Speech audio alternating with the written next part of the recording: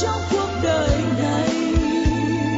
Hãy nhớ ước muốn cho thời gian trở lại, cho bao khát vọng làm để cháy bỏng sẽ còn mãi trong tim mọi người. Trên con đường mà mỗi chúng ta bước đi, có lẽ ai cũng có một kỷ niệm gì đó để mà nhớ, để mà quên. Và tôi biết khoảnh khắc tuổi học trò sẽ mãi in sâu trong trang nhật ký của cuộc đời, và trong mỗi con tim đang thao thức của chúng ta. Bên cạnh bạn vẫn luôn có tôi, và bên tôi vẫn luôn có bạn, bạn nhé. Là một câu chuyện nói về tình bạn. Khoảng cách đã 3 năm từ cái ngày mình gặp nhau, lúc vừa bỡ ngỡ được tiến vào cái thời phổ thông đẹp muôn màu.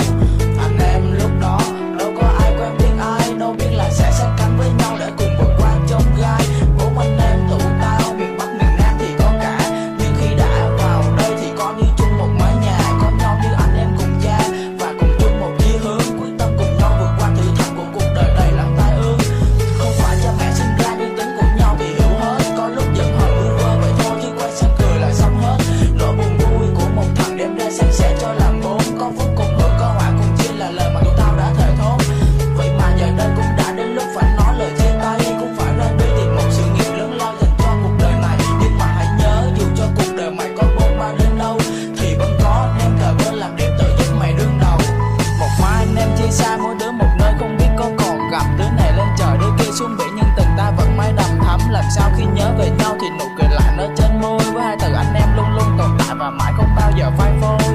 Một mai anh em chia xa mỗi đứa một nơi, không biết có còn gặp, đứa này lên trời đứa kia xuống biển nhưng tình ta vẫn mãi đầm thắm. Làm sao khi nhớ về nhau thì nụ cười lại nơi trên môi, với hai từ anh em luôn luôn tồn tại và mãi không bao giờ phai phôi.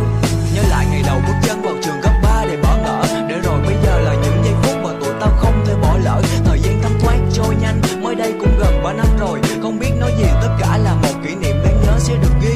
Đừng vội nói chi là biệt ly, cũng đừng nước mắt khi biệt ly. Hãy để cái tình anh em còn đó, mỉm cười thật tươi rồi ra đi. Ta cũng như mày, mày cũng như tao đúng không? Cả ba thằng bạn thân vẫn vui vẫn cười, đéo ngán thằng nào dẹp hết tụi nào chứ cản chân. Và thời gian nào có trở lại cũng sẽ bước tiếp đến tương lai, và cũng không còn cơ hội đặt chân vào số A4 lần thứ hai. Ta cũng cảm ơn tất cả những ai mà tao đã từng gọi là bạn, đã từng được vui được buồn và cùng chia sẻ vô vàn những khó khăn. Hay đó là duyên số trời.